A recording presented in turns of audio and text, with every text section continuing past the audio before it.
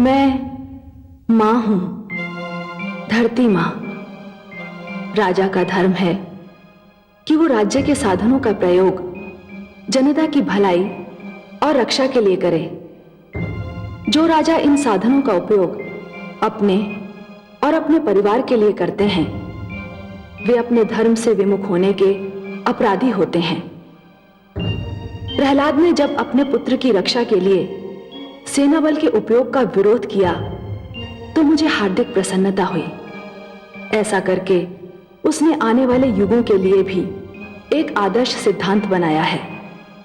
राज परिवार और सामंतगण यदि राज्य साधनों का उपयोग अपनी शान बढ़ाने के लिए करने लगेंगे तो न केवल राज्य कोष पर बोझ पड़ेगा, बल्कि जनता और देश की सीमाओं की रक्षा भी संकट में पड़ जाएगी। प्रहलाद राजा होने के अतिरिक्त पिता भी है, और जब पिता होने के नाते उसने अपने पुत्र की रक्षा करने का बीड़ा उठाया तो मुझे बहुत प्रसन्नता हुई। ये वही प्रहलाद है जिसे अपने पिता से घृणा के अतिरिक्त कुछ भी नहीं मिला था, पर वो अपने पुत्र से प्रेम करने में कोई कसर नहीं छोड़ रहा है।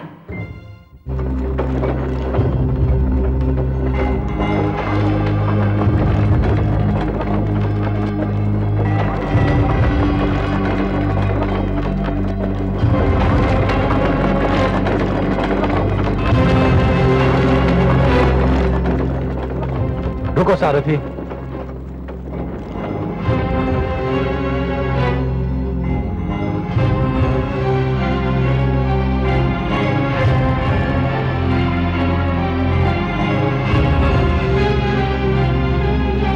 पुत्र विरोचन, पुत्र विरोचन, पुत्र विरोचन,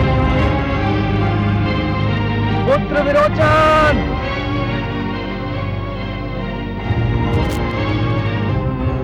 अरे, यह तो पुत्र विरोचन का अश्व है।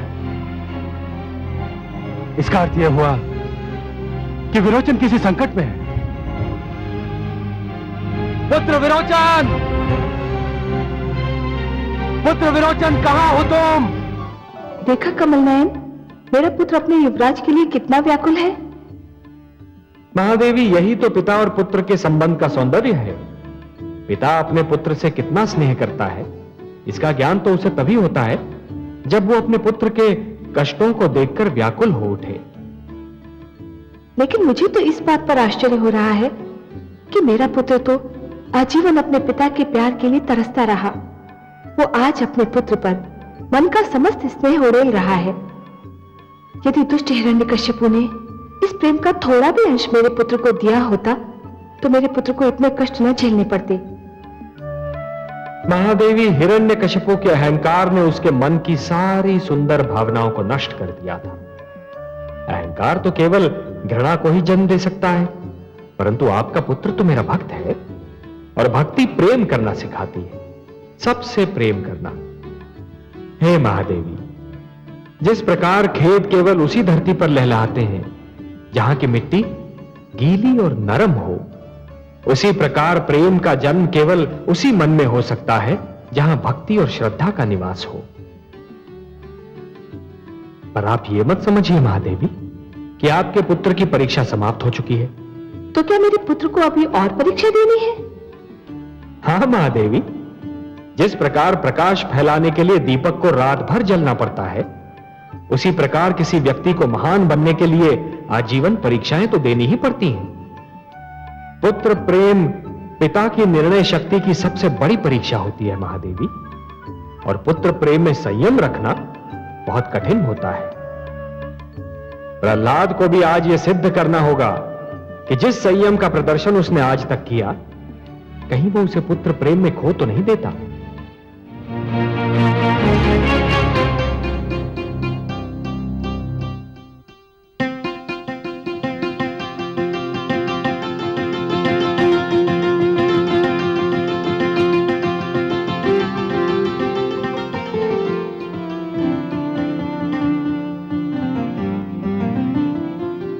हे आदित्य देव, हे विष्णु रूप, जिस प्रकार आपकी किरणें मुझे छू रही हैं, यदि मेरे पुत्र तक भी पहुंच रही हैं, तो कृपा करके उसे मेरा यह संदेश दें कि मैं उसके लिए बहुत व्याकुल और चिंतित हूं, बहुत व्याकुल और चिंतित हूं।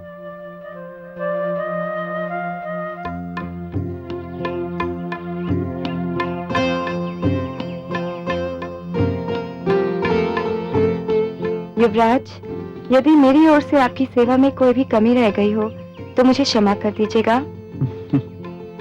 तुम्हारी ओर से तो कोई कमी नहीं हुई है देवी, किंतु कुछ कम अवश्य लग रहा है। क्या कम लग रहा है युवराज? लगता है मैं कुछ अपना यहाँ छोड़े जा रहा हूं।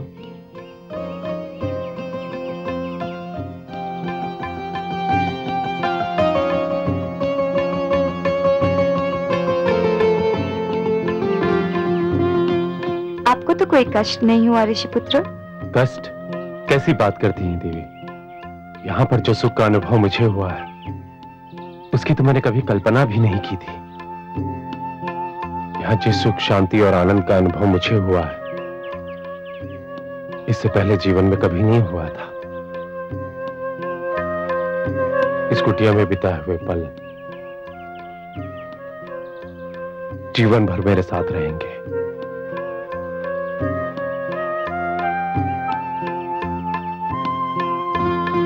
देवी, तुमने हमारे लिए जो कष्ट उठाए उसके लिए तुम्हें अनेक धन्यवाद। देवी, तुमने मेरी जो सेवा की उसके लिए मैं सदैव आभारी रहूंगा। धन्यवाद तो मुझे देना चाहिए और आभार भी मुझे ही मानना चाहिए। मुझे आप दोनों जैसे महान व्यक्तियों की सेवा का अवसर जो मिला। आइए, मैं आप दोनों को अपने मार्ग दिखा दूं।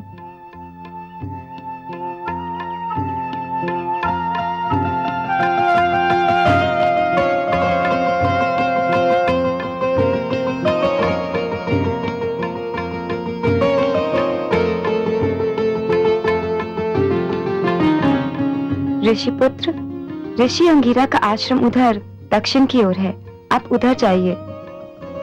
युवराज, आपका राज्य इधर पूर्व की ओर है, आप इधर प्रस्थान कीजिए।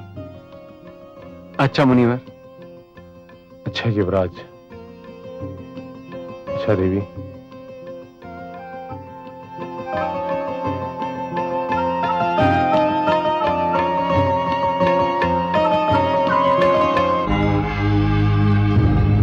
पुत्र विरोचन!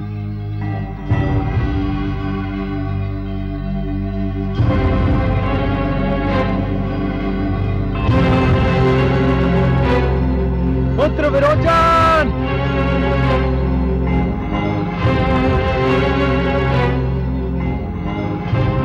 कहाँ हो तुम पुत्र?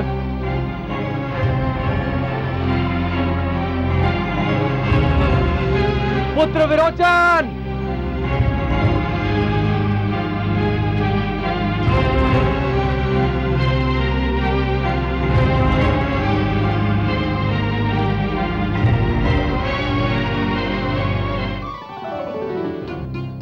पुत्र विरोचन? विरोचन! पिताश्री? पुत्र विरोचन! पिताश्री, पिताश्री, पिताश्री, आप यहाँ कब आए? मैं तो कल संध्या से ही तुम्हें यहां ढूंढ रहा था। मैं तुम्हारे लिए बहुत व्याकुल था पुत्र। पिताश्री, मुझे ज्ञात नहीं था कि आप मेरे प्रति इतना स्नेह रखते हैं। आपका ये पुत्र प्रेम देखकर मुझे गर्व हो रहा है। मैं अपने पिता का वो प्रेम प्राप्त न कर सका जो एक पुत्र को पिता से मिलता है। इसीलिए मुझे सदैव ध्यान रहता है कि मेरे पुत्रों को मेरा वो समस्त प्रेम मिलता रहे जो उनका अधिकार है। पिताश्री, आपने रात्रि कहां बिताई? यहीं, इसी वन में। और तुम कहां रहे? मैं हाँ, मुझे एक ऋषि की वैकुंठ जैसी कुटिया में आश्रय मिल गया था। चलो राजभवन चलते हैं। तुम घायल भी हो गए हो। तुम्हारी दादी श्री और माता श्री तुम्हारे लिए अधिक व्याकुल हो रही हैं। हम शीघ्र न पहुंचे तो वो और अधिक व्याकुल हो जाएंगी। चलो चलिए।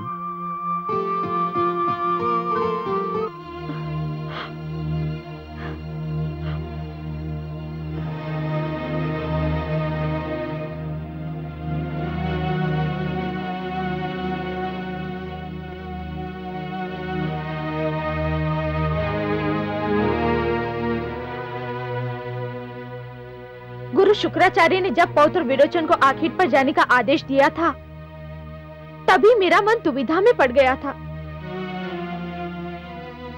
न केवल उनका आदेश अनुचित था, बल्कि आदेश देने का समय भी। माताश्री, मुझे भी लगता है पुत्र विरोचन को नहीं जाना चाहिए था। दुर्भाग्य से उसी समय ये भयंकर आंधी और वर्षा आई। न जाने मेरे पौत्र पर क्या बीती होगी। मेरे पुत्र को सकुशल लौट आने दीजिए। मैं महाराज से अनुरोध करूंगी कि वे गुरु शुक्राचार्य का आश्रम किसी वन में बनवा दे, ताकि वे मेरे पुत्र से और मेरा पुत्र उनसे दूर ही रहे।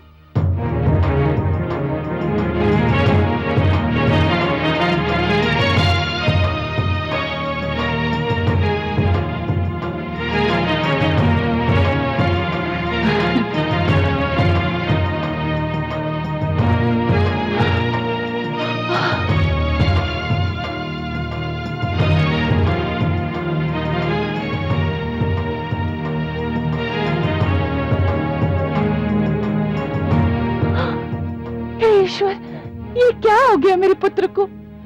पौत्र, यह तुझे क्या हुआ? तू घायल कैसे हो गया? न जाने कितना रक्त बह गया होगा। मुख तो देखो, पीला पड़ गया है। साधारण चोटें हैं माते, 2-4 दिन में ठीक हो जाएंगी।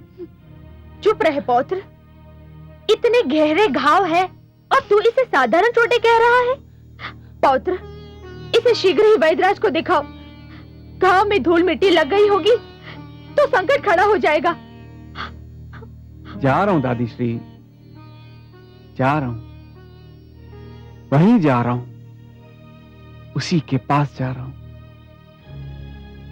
जिसके पास इन घावों का उपचार है।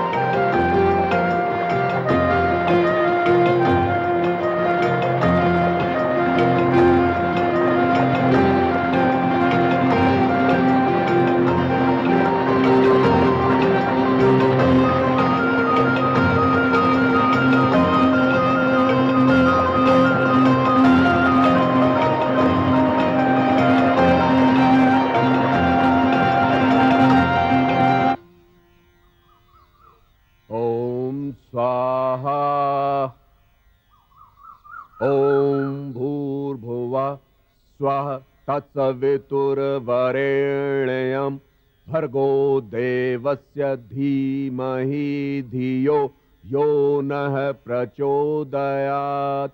स्वाहा।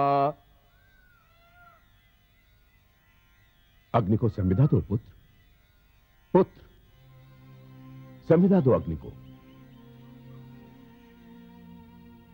पिताश्री, मैं क्षमा चाहता हूं। मैं किसी की सोच में डूबा हुआ था। किस सोच में डूबे थे पुत्र? पता नहीं पिताश्री, मैंने जाने क्या सोच रहा था। तुम सोच भी रहे थे और यह भी नहीं जानते कि क्या सोच रहे थे। फिर तो समस्या अत्यंत ही गंभीर है पुत्र, क्योंकि आयु के जिस मोड़ पर तुम हो उस मोड़ को वर्षों पूर्व मैं पार कर चुका हूं और ये भलीभांति जानता हूं कि इस मोड़ का पथिक क्या सोचता है। फिर भी कुछ बताओ तो पुत्र। ऐसी कोई बात नहीं है पिताश्री। यदि कोई ऐसी बात है पुत्र जो बताई नहीं जा सकती, तो मेरा परामर्श है कि उसके विषय में सोचना ही छोड़ दो, क्योंकि फिर वो पाप के अतिरिक्त और कुछ नहीं हो सकती। और यदि वो पाप नहीं है तो मेरी ये बात भी मान लो पुत्र कि पुत्र के विचारों का भागीदार पिता से बढ़कर और कोई नहीं हो सकता। क्या बात है पुत्र?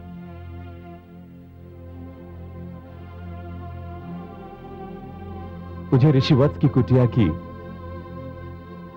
एक सुंदर घटना याद आ गई थी पिताश्री।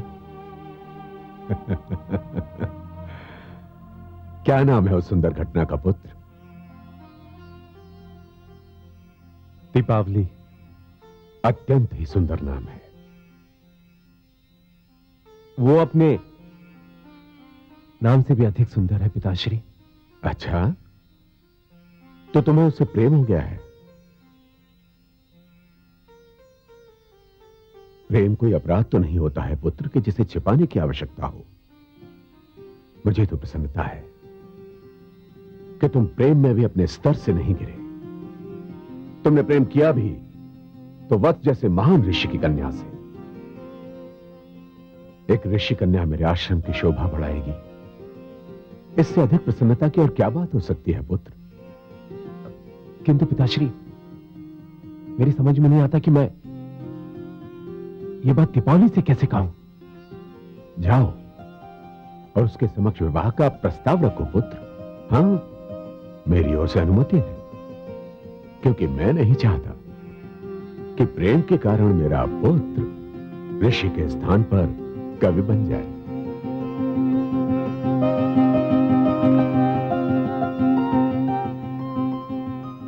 कवि तो मैं बन गया हूं पिताश्री।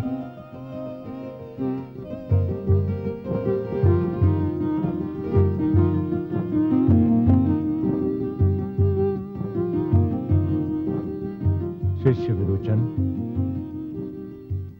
शिष्य विरोचन, विरोचन। जी गुरुदेव। ये मैंने तीसरी बार पुकारा है तुम्हें। मैं क्षमा चाहता हूं गुरुदेव। मैं देख रहा हूं कि कुछ दिनों से तुम अपने आप में नहीं हो, कहीं खोए रहते हो। शिक्षा में भी तुम्हारी रुचि कम हो गई है। बात क्या है? क्या बात है?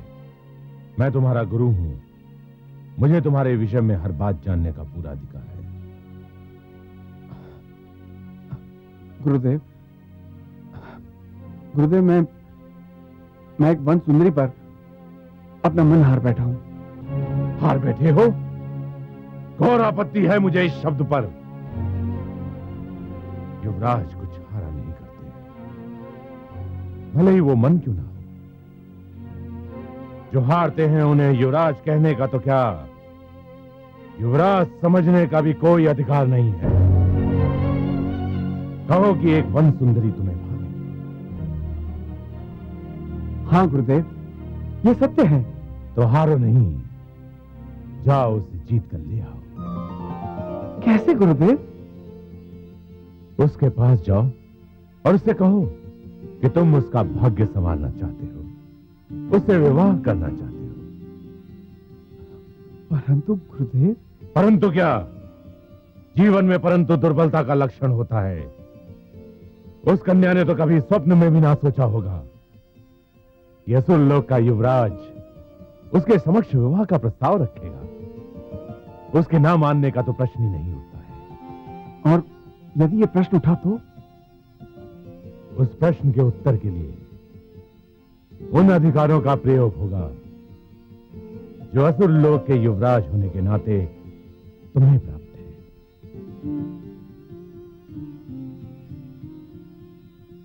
प्रेम में शक्ति का प्रयोग करना उचित नहीं गुरुदेव। ऐसी बातें कवियों को शोभा देती है, राजकुमारों को नहीं। राजकुमारों को शक्तियां इसलिए नहीं मिलती हैं कि एक साधारण सी कन्या उनके प्रस्ताव को अस्वीकार कर दे और वे सिर झुकाए चुपचाप खड़े रहे। जाओ, उस वन सुंदरी को लेकर आओ। जो आज्ञा गुरुदेव।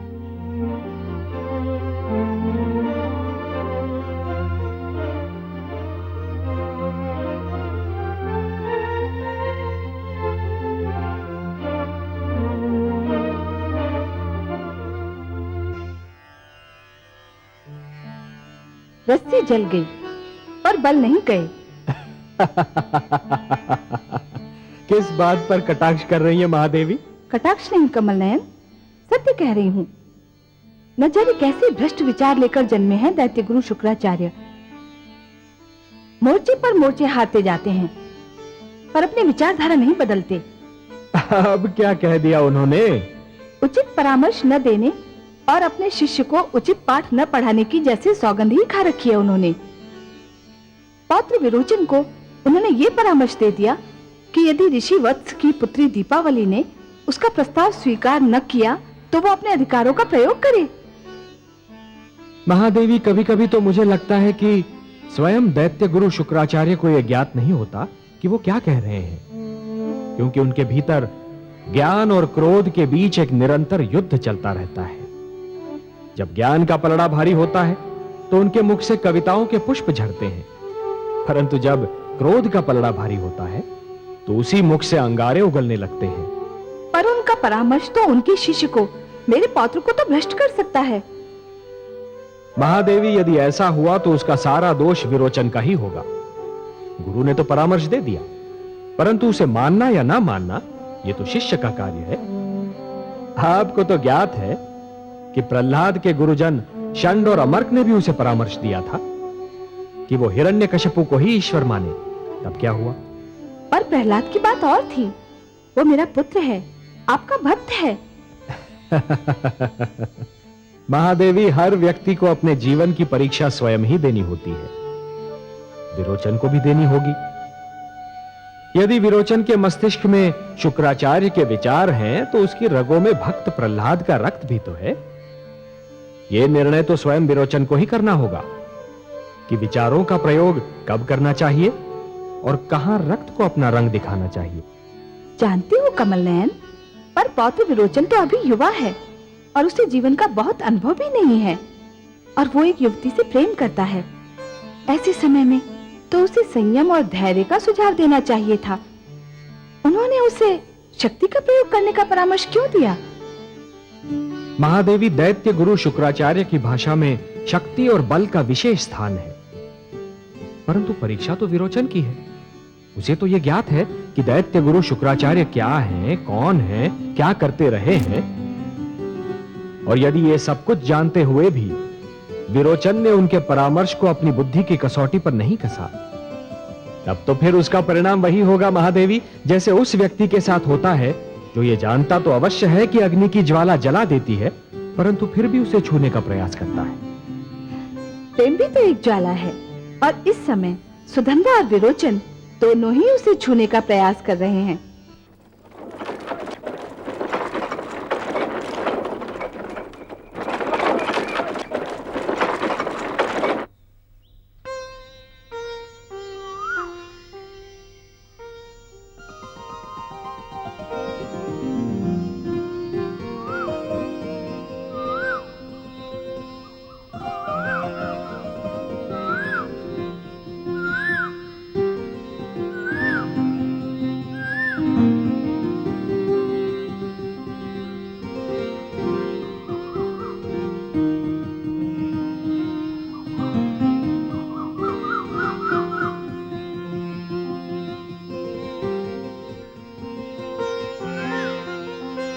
देवी,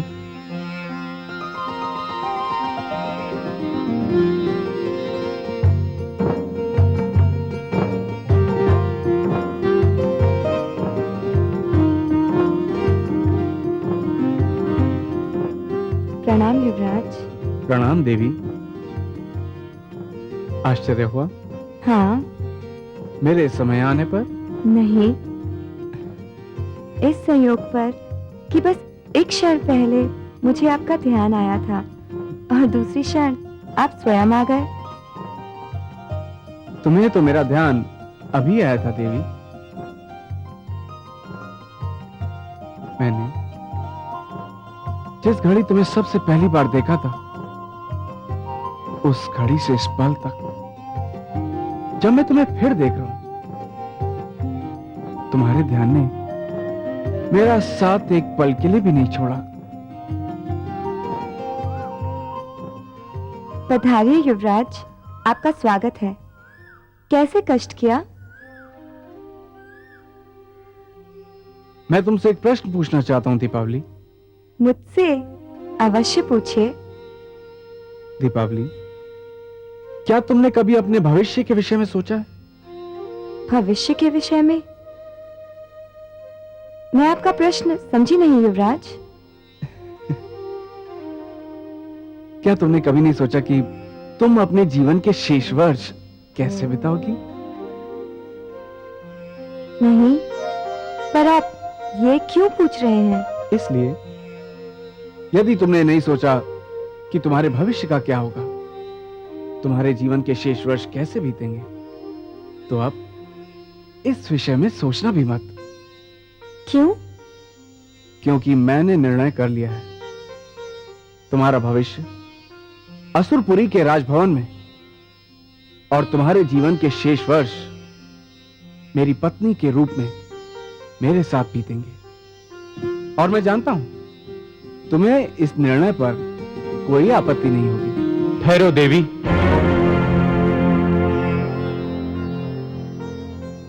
इससे पहले कि तुम युवराज विरोचन को कोई उत्तर दो, मैं ये कहना चाहता हूं कि तुम्हारे नेत्रों ने जो मेरे मन को संदेश दिया था, मैं उसका उत्तर लाया हूं। देवी, मैं तुमसे विवाह करना चाहता हूं। ऋषिपुत्र। दीपावली, मेरे राजभवन के द्वार तुम्हारे स्वागत की आस लगाए हुए हैं और मेरा ऋषि आश्रम तुम्हारे पैरों की चाप पर कान धरे हुए है। तुम्हारा क्या उत्तर है देवी? मेरी तो कुछ समझ में नहीं आ रहा, कुछ समझ में नहीं आ रहा। मैंने तो पहले ही कहा था कि एक सूर्य और दूसरा चंद्रमा है।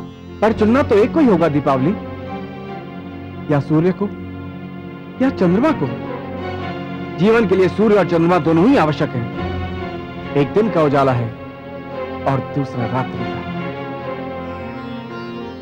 हे युवराज, आप महान सम्राट प्रहलाद के पुत्र हैं, तो हे ऋषिपुत्र, आप एक महान ऋषि की संतान। कोई ऐसा गुण नहीं जो आप दोनों में ना हो, और कोई ऐसा दोष भी नहीं जो आप दोनों में से केवल एक में हो। आप दोनों ही श्रेष्ठ हैं। मेरे मन में आप दोनों के लिए बहुत कोमल भावना है। मेरे लिए यह निर्णय लेना असंभव है कि मैं किसे स्वीकार करूं। परंतु निर्णय तो लेना ही होगा देवी। तुम नहीं लोगी तो कौन लेगा? पिताश्री, उनका परामर्श ही मेरा मार्गदर्शन कर सकता है। उन्होंने सदैव एक पिता से अधिक एक मित्र बनकर मुझे मार्ग दिखाया है। आप दोनों को उनके लौटने तक प्रतीक्षा करनी होगी। मैं प्रतीक्षा करूंगा। पर मैं प्रतीक्षा नहीं कर सकता देवी। क्यों युवराज? तुम्हारे पिताश्री एक ऋषि हैं दीपावली, और संयोग से सुधनवा के पिताश्री भी एक ऋषि हैं। और मुझे भय है कि ऋषि होने के कारण तुम्हारे पिताश्री सुधनवा का पक्षपात करेंगे। मैंने तुमसे प्रेम किया है दीपावली, और मैं अपने इस प्रेम को किसी भी स्थिति में खोना नहीं चाहूंगा। देवी, एक प्रेमी नहीं घमंडी युवराज बोल रहा है। तुम इसे कुछ भी समझ सकते हो सुधनवा, किंतु मैं आज दीपावली को अपने साथ ले जाने आया था, और मैं इन्हें अपने साथ ले जाकर ही रहूंगा। यह शक्ति और अधिकार का अनुचित उपयोग है। मैं इसे प्रेम प्रयास कहता हूं। तुम जो चाहे इसे नाम दे सकते हो। मैं देवी दीपावली को अपने साथ अपनी नगरी लेकर जाऊंगा। ये मेरे गुरु शुक्राचार्य के आश्रम में रहेंगी, जहां इन्हें सोचने का और निर्णय लेने का पर्याप्त समय मिलेगा। तुम अपने कार्य की कितनी भी सुंदर शब्दों में व्याख्या कर लो, किंतु ये बलपूर्वक अपहरण के अतिरिक्त और कुछ भी नहीं। नारी अपहरण सबसे बड़ा पाप है। दीपावली, तुम्हें मेरे साथ चलना होगा। तुम चाहो तो मैं तुम्हारी रक्षा कर सकता हूं। नहीं ऋषिपुत्र, मैं अपने कारण दो महान व्यक्तियों के बीच हिंसा नहीं होने दूंगी।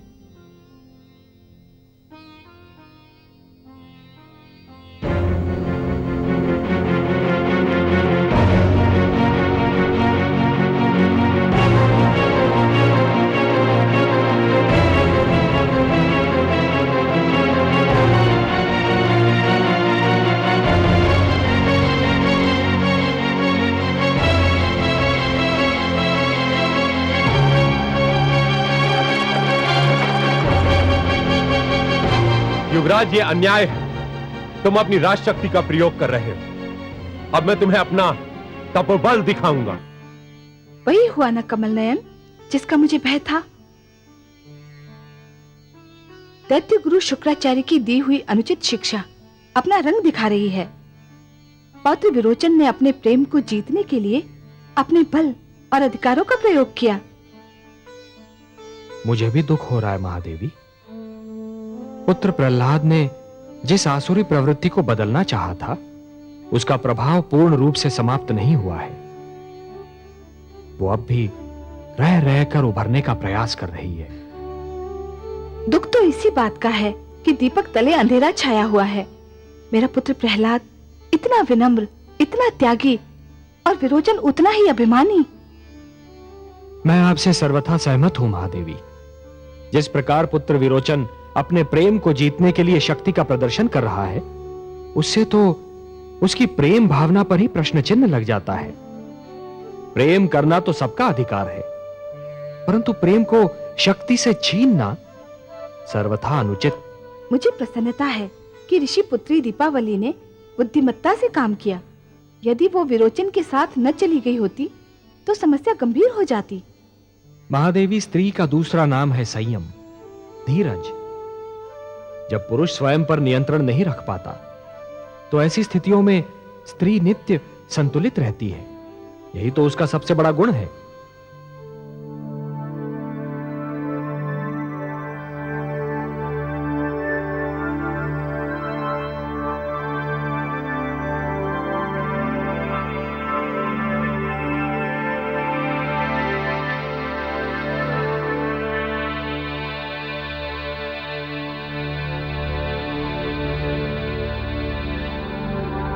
गुरुदेव,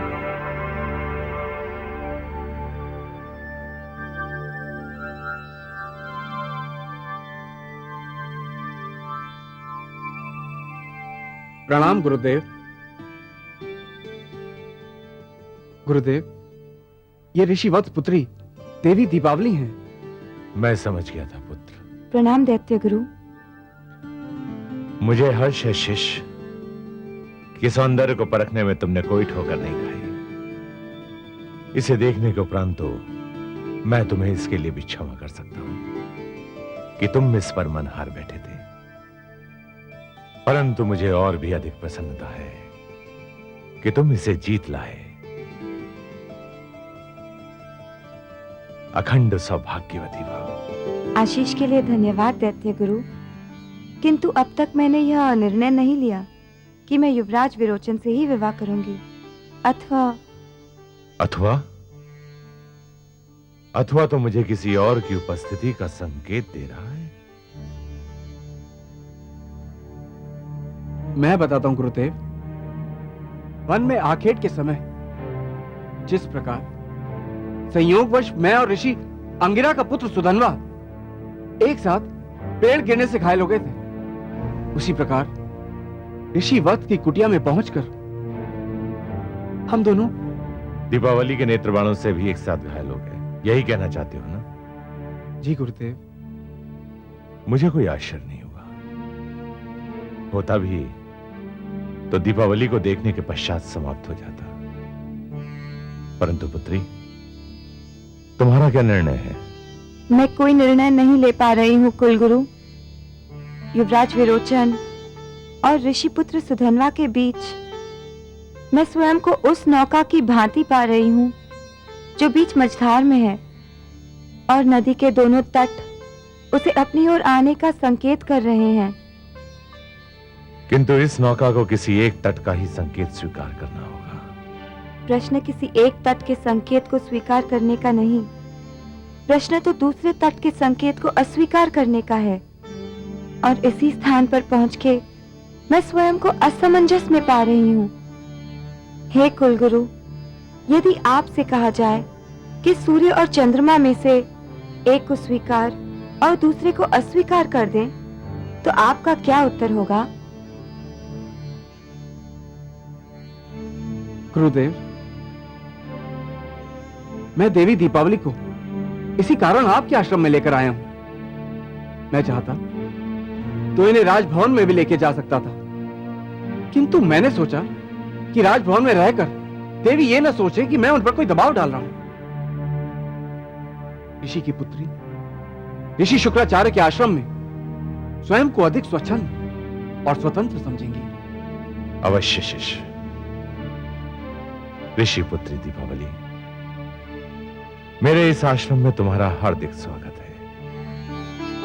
तुम यही समझो कि तुम अपने पिता श्री ऋषि वत्स के आश्रम में ही हो। धन्यवाद कुलगुरु।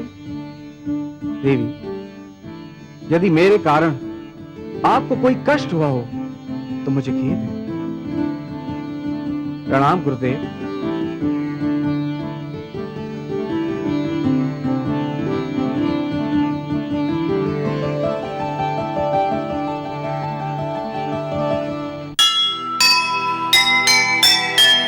प्रेम दोराहे पर खड़ा, धरे कहाँ वो पैर। किससे होगी मित्रता, किससे होगा बैर। एक और है राजबल, एक और है त्याग। देखे दोनों में भला, किसका जागे भाग,